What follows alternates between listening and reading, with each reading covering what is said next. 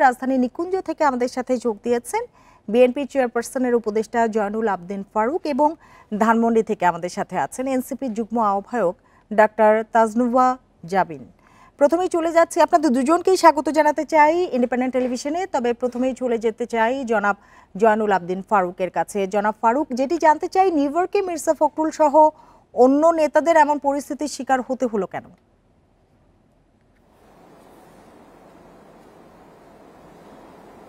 Independent television আপনাকে গভীর রাতে দর্শক শ্রোতা সবাইকে আন্তরিক ধন্যবাদ জানাচ্ছি আমাদের এই ইন্ডিপেন্ডেন্ট টেলিভিশনে সংবাদ প্রকাশনায় অংশগ্রহণ করার জন্য আমন্ত্রণ জানিয়েছেন।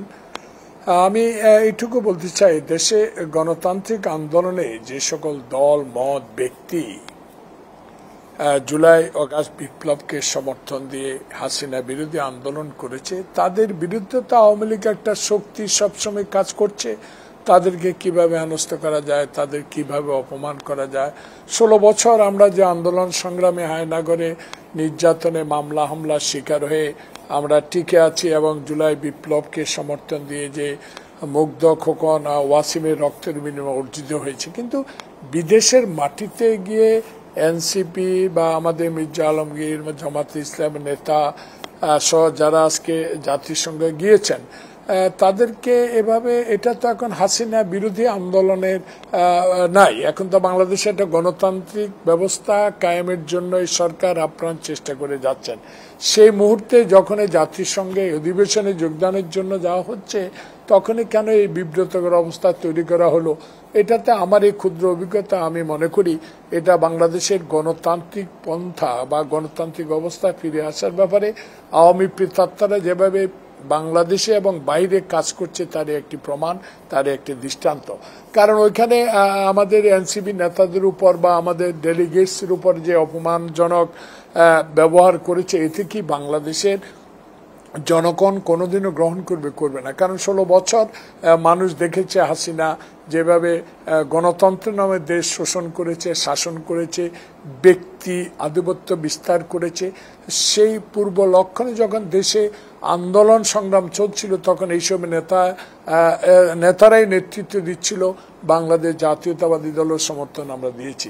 সেখানে আমি মনে করি এটাকে তীব্রভাবে আমি ঘৃণা প্রকাশ করি এবং এদের উপরে আক্রমণটাকে আমি বাংলাদেশের গণতন্ত্রের উপরে হস্তক্ষেপ বলে আমি মনে করি। জনাব ফারুক থাকুন আমাদের সাথে। এবার চলে যেতে চাই এনসিপির যুগ্ম আহ্বায়ক ডাক্তার তাজনুভার কাছে।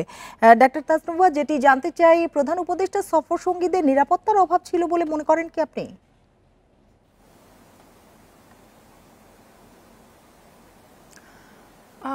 ধন্যবাদ আমাকে আমন্ত্রণ জানানোর জন্য। নিঃসন্দেহে, কারণ এটা একটা রাষ্ট্রীয় সফর ছিল, এটা আমাদের নিজস্ব দলীয় কোনো সফর ছিল না। সরকারের আমন্ত্রণেই কিন্তু তারা প্রধান উপদেষ্টার সফর সঙ্গী হয়েছেন। সেখানে এটা সম্পূর্ণভাবেই পুরো টিমটার, যারা গিয়েছেন নিউ ইয়র্ক, পুরো টিমের নিরাপত্তার দায়িত্ব কিন্তু উভয় পক্ষের ছিল, মানে বাংলাদেশ এবং নিউ ইয়র্কের। এবং এটার শুধুমাত্র এই রাজনৈতিক নেতৃবৃন্দকে যেভাবে অনেকটা আলাদা গেটে, আজকে একটু আগে প্রধান উপদেষ্টার একটা বিবৃতি দেখলাম যেখানে দুঃখ প্রকাশ করা হয়েছে। তো আমার মনে হয় দুঃখ প্রকাশটা যথেষ্ট না, এটা খতিয়ে দেখা উচিত এবং এইটার অনুসন্ধান করে এটা জাতিকে জানানো উচিত যে কার অবহেলার কারণে তারা এরকম ন্যাক্কারজনক হামলার শিকার হলেন। আপনারা জানেন যে আক্তার হোসেন আসলে এনসিপির নেতা না। আক্তার হোসেন আসলে এই ফ্যাসিবাদের বিরুদ্ধে বা হাসিনার পতনের বিরুদ্ধে যে নেতৃত্ব দিয়েছে তার অন্যতম নেতা হচ্ছে আক্তার হোসেন, এবং সে গণমানুষের নেতা। দীর্ঘ তার এই ফ্যাসিস্ট বিরোধী তার দীর্ঘ সংগ্রাম আছেন। এবং এই পুরো টিমের মধ্যে একমাত্র আমাদের নারী রাজনৈতিক প্রতিনিধি তাসনিম যারা গিয়েছেন, এবং তাকে যেভাবে কুরুচিপূর্ণভাবে খুব কাছ থেকে, আমরা সাধারণত এরকম আক্রমণ অনলাইনে দেখে থাকি, কিন্তু এত কাছ থেকে তাকে এ ধরনের অশাস্ত্র ভাষা, মানে অকথ্য ভাষায় কথাবার্তা বলা হয়েছে, এটার পিছনে কি কারণ? এবং ওখানকার যে দূতাবাস আছে, কনসুলেট জেনারেল আছে, ওখানকার যারা এটার তত্ত্বাবধানে আছে, প্রধান উপদেষ্টার বিবৃতিতে বলল যে ভিসা সংক্রান্ত সমস্যার কারণে তারা ভিভিআইপি প্রোটোকল দিতে পারে না, কিন্তু কেন এই গাফিলতিটা হলো বা কি কারণে তারা এরকম অনিরাপত্তার মধ্যে পড়লো, এটার দায় অবশ্যই সরকারের। কারণ আপনি থাকুন আমাদের সাথে, আবারও যাব জনাব জয়নুল আবদিন ফারুকের কাছে। জনাব ফারুক, আরেকটি বিষয় একটু জানতে চাই, আওয়ামী লীগ জাতীয় পার্টিকে নির্বাচনে চায় কি বিএনপি?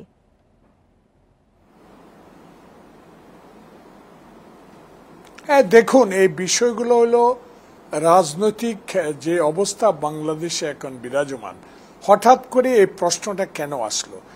প্রশ্নটা আসলো নিউ ইয়র্কে প্রধান উপদেষ্টা মহোদয়ের সাথে যারা ট্যুরে ছিল, প্রতিনিধি হিসেবে ছিল, আমাদের এনসিবির নেত্রী বলেছেন যে ভিসার জটিলতা হলে তারা নিউ ইয়র্কে গেলেন কেমনে?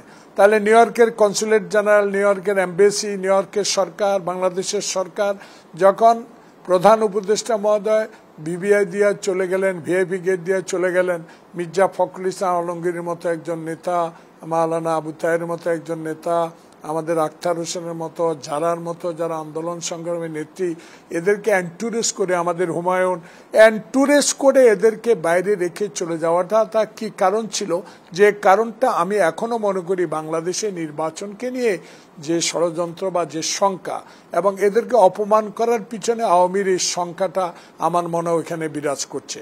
আর যে কথা আপনি বলছেন যে আওয়ামী লীগ এবং জাতীয় পার্টিকে নির্বাচনে নিয়ে আসার বিষয়, এই প্রশ্ন সদুত্তর দিতে পারবে, আমরা দিতে পারবো এইভাবে যে বাংলাদেশ জাতীয়তাবাদী দল গণতন্ত্রে বিশ্বাস করে, সকল রাজনৈতিক দলের অংশগ্রহণ বিশ্বাস করে, কিন্তু 16 বছর যে দলটি অত্যাচার, অবিচার, যার সহযোগী হিসাবে জাতীয় পার্টি তাকে সমর্থন করেছে, এ নিয়ে জনগণের মধ্যে হিংসা বিদ্বেষ সৃষ্টি হচ্ছে।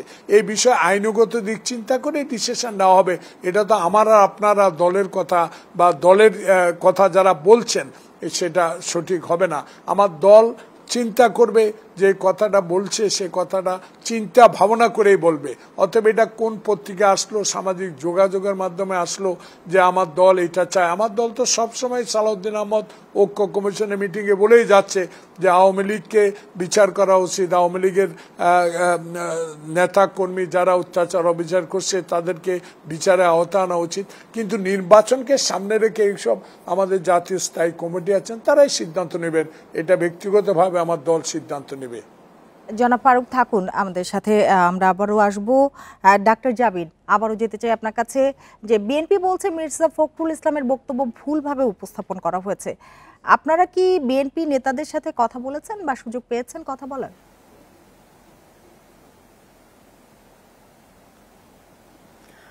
না, ওনাদের সাথে কথা বলার সুযোগ তো আজকের দিনের মধ্যে হয় নাই। আমরা আমাদের এই নিউ ইয়র্কে আমাদের নেতা নেত্রীদের উপর হামলার প্রতিবাদে আমরা আমাদের নানান কর্মসূচি ছিল আজকে। আমি এটার উত্তর দেওয়ার আগে আমি একটু আমার সমালোচকের একটা মানে এই যে ভিসা সংক্রান্ত জটিলতা, এটা কিন্তু প্রধান উপদেষ্টার যে অফিসিয়াল ফেসবুক পেজ আছে সেখান থেকে বলা হয়েছে যে এটার কারণে তাদেরকে ভিভিআই প্রোটোকল দেওয়া যায়নি, এবং এটা কেন দেওয়া যায়নি, এটা কি জটিলতা ছিল, এটা আমাদের সামনে প্রকাশ করতে হবে।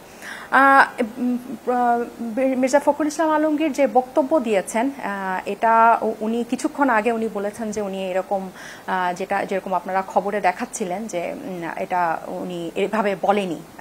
প্রথমত এরকম উপস্থাপন হয়নি, এই কথাটাই উনি বলল যে এই পুরো ব্যাপারটাই মিথ্যা। পরবর্তীতে যে সাংবাদিক ওনার ইন্টারভিউ নিয়েছেন, ওই সাংবাদিক কিন্তু তাদের ওয়েবসাইটে ওই ছবিটা প্রকাশ করেছেন যে গুলশানের কার্যালয়ে মির্জা ফখরুল ইসলাম আলমগীরের সাথে যে ইন্টারভিউ নেওয়ার সময় যে ছবি ছিল।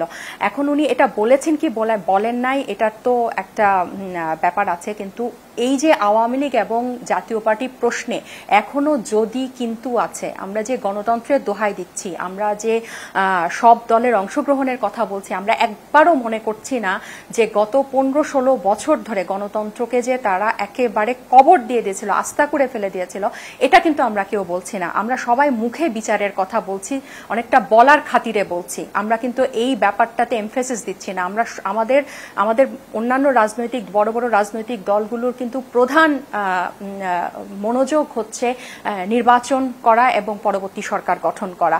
কিন্তু যাদের কারণে এতগুলো বছর মানুষ গণতন্ত্র থেকে বঞ্চিত হলো, ভোটাধিকার প্রয়োগ থেকে বঞ্চিত হলো, এতগুলা মানুষ গুম খুনের শিকার হলো, শুধু জুলাই অভ্যুত্থান না, গত 15টা বছর যে পিলখানা হত্যাকাণ্ড, শাপলা হত্যাকাণ্ড, অজস্র গুম খুন, বিচার বহির্ভূত হত্যাকাণ্ড, এগুলোর কিন্তু সাক্ষী ছিল এই জাতীয় পার্টি। এবং আওয়ামী লীগের দোসররা এখনো যেভাবে এত অল্প সময় 21 দিনে এত শত শত মানুষকে মেরে ফেলার পরও আপনারা দেখেন তাদের মধ্যে ন্যূনতম কোনো অনুশোচনা নেই এবং তারা এখনো বিশ্বাস করে যে আওয়ামী লীগ যা করেছে ঠিক করেছে। আপনারা এই নিউ ইয়র্কের হামলা থেকেই দেখতে পারেন। এটা যে অনেকেই কিন্তু ওখানে গিয়েছে, কিন্তু আবারও আসবো আপনার কাছে, আবারও যেতে চাই জনাব জয়নুল আবদিন ফারুকের কাছে। জনাব ফারুক, যেটি জানতে চাই যে রাজনৈতিক দলগুলোর মধ্যে অনৈক্য স্পষ্ট হয়ে উঠছে কি?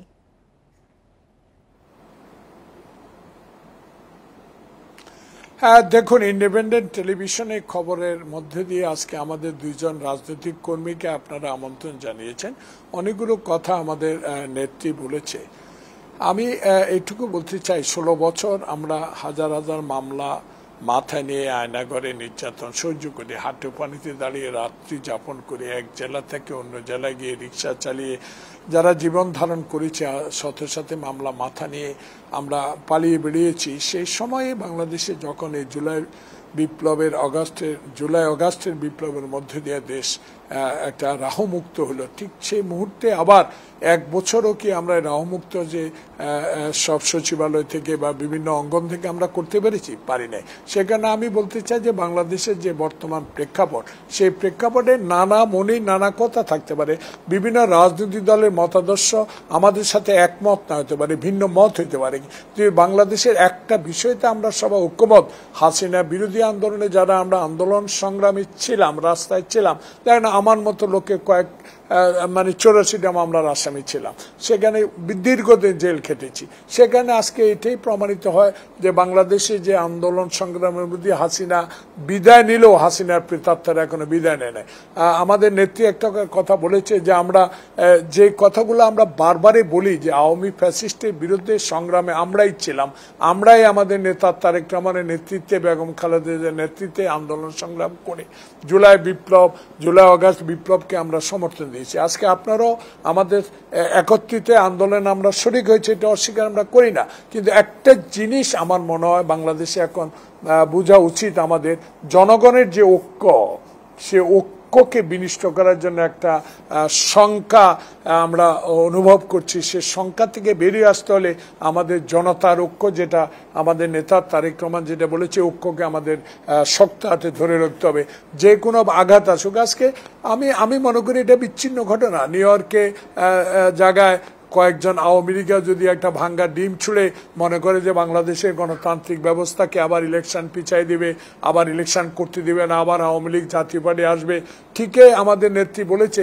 যে 2014 সালে যদি ভারতীয় সুজাতা সিং বাংলাদেশের সফরে না এসে সেই ক্যান্টনমেন্ট হাসপাতালে গিয়ে এরশাদকে না বুঝাইতো, সেদিন বিনা দস্তখতে এরশাদ আওয়ামী লীগের এমপি হয়ে গেলেন, আওয়ামী লীগকে নির্বাচনে সহযোগিতা করলেন। এগুলো আমাদের মনে আছে, সেখানে আমরা এই কথাগুলো বলে আসছি যে বাংলাদেশে মানুষই বিচার করবে। তাই আমি মনে করি যে বাংলাদেশের মানুষ এখন একটি নির্বাচনমুখী, এবং এমন একটি নির্বাচন হোক দেশে আমার ভোট আমি দেব। জি জনাব ফারুক থাকুন, আপনার বক্তব্য স্পষ্ট। আবারও ছোট্ট করে একটু যাব ডাক্তার জাবিনের কাছে। ডাক্তার জাবিন, নির্বাচন যত ঘনিয়ে আসছে নানা অসঙ্গতি হাজির হচ্ছে কিনা?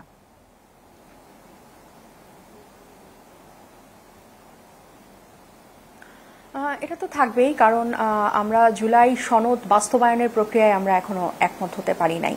আপনি দেখেন, আমার সমালোচক বললেন বিভিন্ন দলের বিভিন্ন মত থাকতে পারে আওয়ামী লীগ বা জাতীয় পার্টির ব্যাপারে এবং সব দলের অংশগ্রহণের ব্যাপারে। আমি আসলে প্রশ্ন করতে চাই যে ওনাদের দলের তরুণ অংশরা এই ব্যাপারটাকে কিভাবে দেখেন, যারা এই গণ অভ্যুত্থানে অংশ নিয়েছিলেন, বিএনপির যে তরুণরা এই গণ অভ্যুত্থানে অংশ নিয়েছিলেন এবং জীবন দিয়েছেন, তারা যাদের হাতে তাদের নেতাকর্মীরা বছরের পর বছর মামলার শিকার হয়েছে, তারা কিভাবে দেখে, যে তাদের এই হত্যাকারীর বিচারের আগে তাদেরকে আবার দেখতে চায় কিনা। এবং এই ডিম মারার ঘটনাটা কিন্তু আসলে বিচ্ছিন্ন ঘটনা বলে এটাকে এড়াই যাওয়ার কোনো সুযোগ নাই, কারণ আওয়ামী লীগের দোসররা খুব স্পষ্টভাবেই কিন্তু তাদের অবস্থান বারবার জানান দিতে চায়, এবং যখনই তারা সুযোগ পাবে তখনই কিন্তু তারা এই সুযোগটা, এবং তারা বিভিন্নভাবে কিন্তু হুমকি দেয়, জানে মেরে ফেলার পর্যন্ত তারা হুমকি দেয়। এবং তাদেরকে যখনই তারা যখন এই জাতীয় ঐক্যে যদি ফাটল ধরাতে পারে, তারা কারো না কারো মাধ্যমে যদি পুনর্বাসিত হতে পারে, তাহলে যার মাধ্যমে পুনর্বাসিত হবে তাকেই তারা সবার আগে শেষ করবে। কারণ আপনার বক্তব্য স্পষ্ট, আমাদের হাতে একেবারেই সময় নেই। ডাক্তার জাবিন এবং জনাব জয়নুল আবদিন ফারুক, আপনাদের দুজনকে অনেক ধন্যবাদ আমাদের সাথে যোগ দেবার জন্য, আমাদের সময় দেবার জন্য।